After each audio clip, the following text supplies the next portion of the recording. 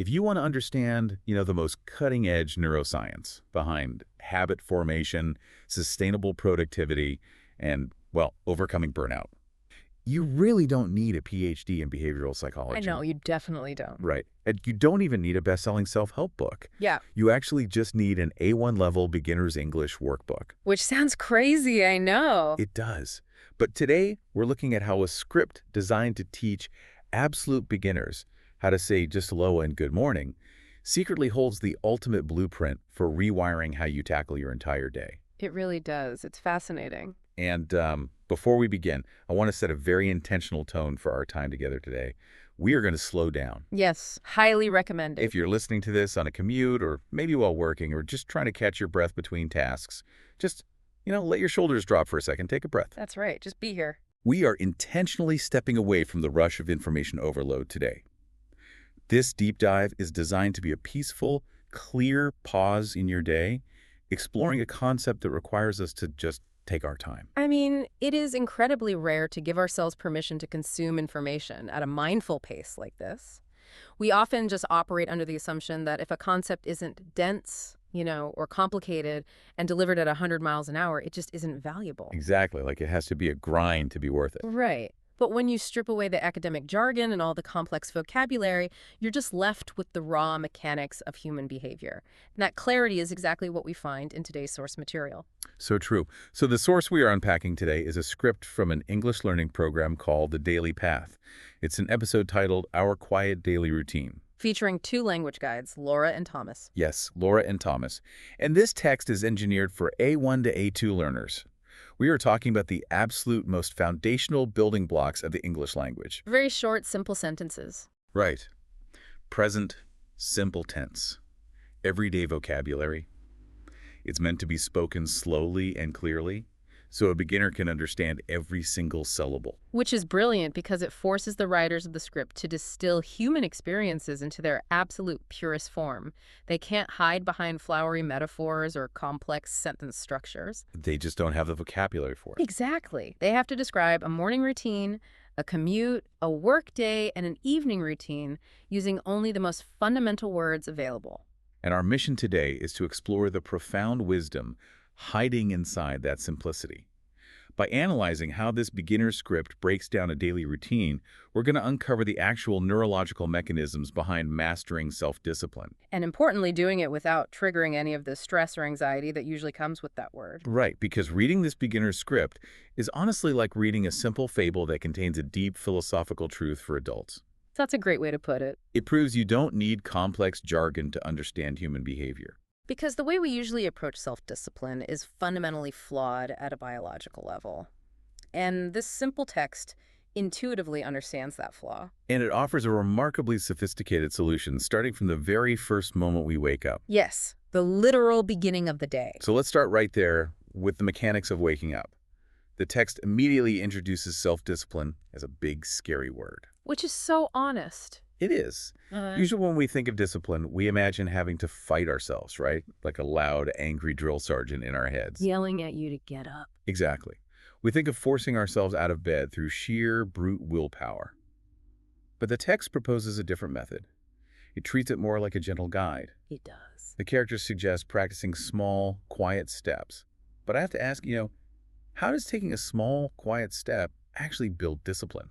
It sounds a bit like giving yourself permission to just be lazy. Well, it sounds like that because we're so conditioned to believe that discipline requires suffering.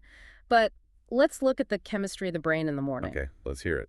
When the script says, Monday morning is hard, the alarm clock rings loud, I want 5 more minutes, it's describing a biological reality. The dread of the alarm. Right. A loud alarm triggers the amygdala, which is the fear center of the brain. It causes a micro spike in cortisol, a stress hormone. Oh, wow. So it's a literal stress response. Yes. Your brain perceives the loud noise and the cold morning as a threat, and its natural defense mechanism is avoidance. It wants to stay under the covers where it is safe and warm. So when the character says, I want 5 more minutes, that isn't a lack of discipline. Not at all. That is a functioning human nervous system trying to protect itself from a jarring environment. Exactly the opposite of a failure. It's biology working as intended. Now, if you try to overcome that avoidance response with harsh willpower, screaming at yourself internally to get up, you're acting like a cold engine trying to rev to maximum RPMs instantly. That sounds exhausting. It is. You might get the engine moving, but you're causing massive wear and tear. You are depleting your cognitive reserves before you even brush your teeth. Wow. So how does the script bypass that engine damage? By changing the environmental inputs to shift the brain from a state of avoidance to a state of approach. Okay, how so? The text counters the loud alarm with this sequence. It says, "The morning sun feels warm. I make a hot drink. Little by little, we start." Ah, so it's deliberately swapping a negative sensory input, the loud noise, for positive sensory rewards, the warmth of the sun, and a hot drink. Yes. Think of it like activation energy in chemistry. If you want a chemical reaction to occur, you can force it with extreme pressure, which is volatile and exhausting. Right. Or you can introduce a catalyst, which lowers the amount of energy needed for the reaction to happen naturally. The warm sun and the hot drink are catalysts. They lower the barrier to entry. Exactly. They signal safety and reward to the brain's dopamine system. You aren't dragging yourself into the day. You're enticing your nervous system to move forward willingly. I love that phrase from the script.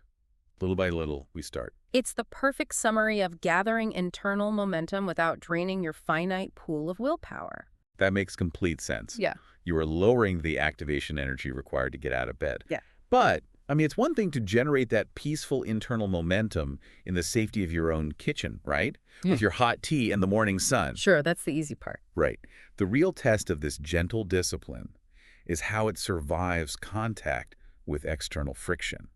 And the script takes us right into that friction next. You commute. Yes, the commute. The character crosses the threshold of the front door. The text reads, "I walk outside now. The British weather is cool. The sky is gray today." The environment immediately stops cooperating. The warmth of the house is replaced by a cold, uninspiring reality. Which is when I usually want to turn around and go back to bed. Right. This is the moment where our internal momentum usually hits a brick wall. So true. And here's where I want to push back on the text a little bit, because the very next thing that happens feels, overly romanticized to me. Okay, what do you mean? Well, the character steps into this gray, cool commute, and the script says, "I see my neighbor outside. I say good morning. We share a friendly look. Small words build big connections. I walk to the station. Every step builds a habit." I see. I hear what they're saying, but Yep. honestly, why is a text focused on discipline, including a random interaction with a neighbor? Is a polite little nod really enough to counteract the dread of a gray Monday morning commute? It feels a bit like toxic positivity. I understand why it feels that way, absolutely. But if we look at the psychological mechanics at play, it is actually a profound assertion of agency. It comes down to the difference between being a thermometer and being a thermostat. Oh, I like that. Okay, unpack that for me. Well, a thermometer merely reflects the environment. If the sky is gray and the weather is cool, a thermometer drops. It just reacts. Right. If a person acts like a thermometer on a Monday morning, they absorb the gray sky, they put their head down, their posture slumps, and they let the external environment dictate their internal state. They become gray and cool. And a thermostat. A thermostat registers the cold environment, but then it kicks on to assert its own climate. Oh, wow. Yeah. When the character in the script sees the neighbor and actively chooses to say good morning and share a friendly look, they are acting as a thermostat. They're generating a micro moment of positive resonance. So it's not just fake happiness. Not at all. It has nothing to do with being artificially happy. It is a neurological signal to the brain that says, I am not a victim of this gray environment. I have the agency to inject warmth into it. So the friendly look isn't about being neighborly, necessarily. It's about psychological armor. It's proving to yourself that you control your internal weather. Yes. And that is why it is immediately followed by the lines, small words build big connections, and every step builds a habit. I see. The habit isn't just the physical act of walking to the train station. The habit being built is the continuous, steady maintenance of your internal state, regardless of the external friction. Overcoming the gray weather with human connection. Exactly. That is what true sustainable discipline looks like. The small positive actions create a compounding effect on our mindset. That entirely reframes the morning commute. You aren't just enduring the physical journey, you're actively practicing emotional regulation with every step. Exactly right. But let's test this psychological armor against the ultimate modern threat. The commute ends. We arrive at the desk. The transition to work. Right. We are shifting from physical movement to mental hurdles. The immense cognitive load of the workday. The text notes that the afternoon is very quiet and then delivers a line that I think hits everyone right in the chest. It says, "Big goals feel very heavy." It is a stunningly accurate description of task paralysis. It really is. I mean, when I look at an unclimbable mountain of a project on my to-do list, it feels like trying to run 50 heavy software programs on a computer all at once. That's a perfect analogy. My brain's RAM just gets completely maxed out, the spinning wheel of death appears, and the whole system just freezes. I want to do the work, but the sheer weight of the goal crashes my processor. And that RAM metaphor is perfectly aligned with what is happening in the prefrontal cortex. When you perceive a goal as massive, your brain calculates the immense amount of cognitive energy required to complete it. Which is usually more than I have. Right. And if that calculation exceeds your current perceived energy levels, the amygdala fires up again. It perceives the heavy goal not as an opportunity, but as a threat to your biological resources. So procrastination isn't a character flaw. It's the brain trying to save power because it thinks the software program is too big to run. Precisely. It is a freeze response. Okay, so how do we get the processor running again? How does this simple beginner script solve task paralysis? We'll look at the solution in the text. The character says, so I look down, I read just one page. But, I have to stop you here again. Sure. In our fast-paced, hyper-competitive world, reading just one page feels entirely too slow. If my boss gives me a massive report to synthesize, and my strategy is to read just one page, I'm going to get fired. How does this tiny standard actually lead to getting the heavy work done? Because it is a trick you play on your own threat response system.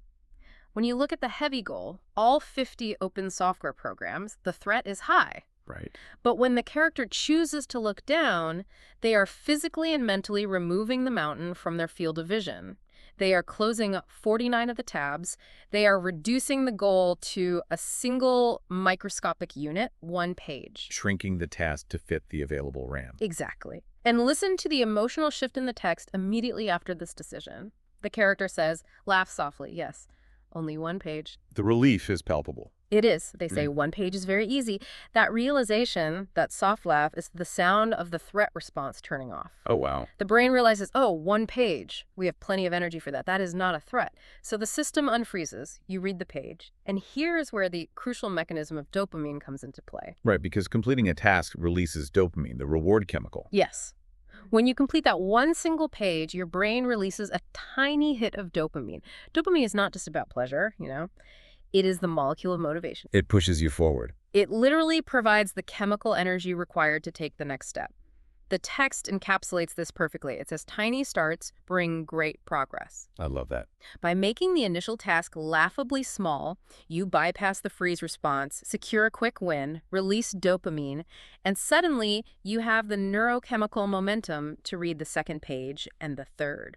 So you don't conquer the heavy goal by forcing your system to be stronger. You conquer it by making the start incredibly light. Tiny starts bring great progress. It is brilliant. The simple A1 vocabulary perfectly encapsulates the secret to sustainable productivity. It really does. So we've navigated the heavy goals of the workday by managing our cognitive load. We've bypassed the threat response. Now the text moves us into the evening. We're closing the loop of the day. The line down. Right. The script says, the long day ends now. I arrive back home. The evening air is peaceful. We are back in the sanctuary. The physical environment has returned to a state of safety. But the internal chatter usually doesn't stop just because we walk through the front door. We bring the heavy goals home with us in our heads. Constantly. But the script highlights a very deliberate choice to manage that residual cognitive load. It says, I do not check my phone. A conscious boundary against infinite information. Right. And it replaces the act of checking the phone with something very specific. It says, I open my notebook slowly. I write one small sentence. Now, I understand putting the phone away, but if the goal is to process the day, why just one sentence? Yeah, it seems counterintuitive. It does. If you're going to journal, shouldn't you write down everything that happened to fully decompress? To understand why one sentence is so powerful, we have to look at how the brain handles incomplete tasks. In psychology, there is a concept called the Zeigarnik effect. The Zeigarnik effect. Okay. It states that humans remember uncompleted or interrupted tasks much better than completed ones. When you leave work, your brain is full of open Zeigarnik loops. Emails you didn't send, conversations you need to finish. And checking your phone just opens 100 more loops. You scroll a feed, you see a news headline, an ad, a message. It's a never-ending stream of unresolved information. Exactly. The infinite scroll of a smartphone is designed to deliver intermittent variable rewards, which keeps the brain in a state of high alert and continuous seeking. It's exhausting. It prevents the nervous system from ever truly powering down. By choosing not to check the phone, you stop opening new loops. But you still have to close the loops from the workday. And that is what the notebook does. Yes. But if you try to journal pages and pages about everything that happened, you are forcing your brain to relive the cognitive load of the day. You are keeping the processor running at full speed. Oh, I see. By limiting the reflection to just one small sentence, you are forcing your brain to synthesize the day into a single closed loop. Anchoring the day, the character writes, "Today felt steady and peaceful." That is an act of intentional closure. It is the mental equivalent of a computer's shutdown sequence. A shutdown sequence. I love that.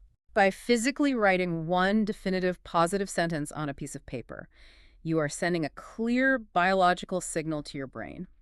The work is done. The open loops are hereby closed. We have reached a save point. You are allowed to rest. It is the perfect mirror to the morning routine. In the morning, we lower the activation energy with the warm sun to ease into the day. In the evening, we lower the cognitive load with a single sentence to ease out of it. It creates a closed circle of energy management. Closing the day with the same small, quiet steps used in the morning creates a perfect circle of discipline without exhaustion. You avoid burnout, not by doing less work, but by removing the internal friction surrounding the work. Precisely. Which brings us to the final, fascinating layer of the source material. The narrative of the daily routine ends, and the guides of the English program, Laura and Thomas, step out of the story. The meta moment. Yeah, they turn their attention directly to the listener, and they adopt this incredibly gentle, affirming tone. They say, "You did it today, you listened very well, you spoke out loud, you are learning English now." They are enforcing a pause to acknowledge a small victory, which is crucial for the learner's mindset. Yes, and they follow that acknowledgement with 3 final pieces of advice for the learner. They say, do not rush your life. Be patient with yourself. Show up day by day. It's so profound. It is, but I have to admit, do not rush your life is a concept I genuinely struggle with. We all do. Our entire modern culture is built on the premise of rushing. We want to hack our way to success. We listen to podcasts on double speed. We want the results right now. How do we reconcile do not rush your life with the desire to actually achieve things? By understanding the difference between intensity and consistency. When we rush, we are relying on intensity. We are sprinting up the mountain. And while a sprint might get you a short-term gain, it guarantees a long-term crash. Because you can't sustain a sprint. Right. When you rush, you miss the warm sun in the morning. You miss the friendly look from the neighbor. Your threat response stays elevated because you are constantly behind an arbitrary schedule. So rushing actually makes you less efficient because it keeps your brain in a state of stress. Exactly. Optimization without mindfulness is just a recipe for exhaustion. Real growth, whether in language or life, requires immense patience. Be patient with yourself is the ultimate antidote to the drill sergeant mentality. It's accepting how we're built. Yes. It is the radical acceptance that human energy ebbs and flows, that big goals are inherently heavy, and that the only sustainable way to move massive weight is slowly. Which perfectly sets up that final line, show up day by day. It all comes back to consistency over intensity. Taking the small, quiet steps, gathering momentum little by little, looking down and reading just one page, that is how mountains are actually scaled, not in a frantic, exhausting leap, but by the relentless, quiet placement of one foot in front of the other. So, as we maintain our slow, clear tone here, what does this actually mean for you as you step back into your reality? Let's recap. Let's retrace the profound mechanics hidden in this simple text. We learned that true discipline starts by respecting your brain's threat response, choosing to bypass the loud alarm of brute force by relying on the gentle warmth of positive catalysts to get moving. Starting from a place of safety. Right. We discovered that your environment does not have to dictate your internal state. A single friendly nod is a powerful way to assert your agency and become a thermostat rather than a thermometer. Taking control of the weather. We conquered the crushing weight of task paralysis, not by trying to upgrade our brain's RAM, but by shrinking the task to a single laughable page, generating the dopamine needed to take the next step. Closing the tabs. And finally, we learned to protect our peace by closing the cognitive loops of the day with one deliberate written sentence, rather than drowning in the infinite open loops of a screen. It is a stunning realization that the most sophisticated strategies for human endurance and productivity are often the quietest and the slowest. Adopting this mindful, slow pace isn't just a trick for someone learning basic English vocabulary. It's a blueprint for a peaceful, productive life. It is the realization that true discipline is not loud. It is gentle, it is steady, and it is sustainable. And as we bring this deep dive to a close, we want to leave you with a final thought to ponder, a new angle to consider as you apply this to your life. We have spent this entire time discussing how to apply these mechanics to your own internal habits and your own cognitive load. But consider how this changes the way you interact with the world around you, specifically the people you lead, manage, or parent. Well, that's interesting. Think about it. If a completely successful, disciplined day is built merely by choosing not to hit snooze, sharing one friendly look, reading a single page, and writing one short sentence, and if the human brain naturally freezes under the weight of heavy expectations, how might you change the way you assign tasks to your team or your children tomorrow? How can you redesign your requests? Exactly. What massive, heavy goal in your own life or in the lives of those you lead is actually just waiting to be broken down into a few tiny, quiet steps that you can start tomorrow morning, so that the people around you see a warm sun and just one page instead of an unclimbable mountain?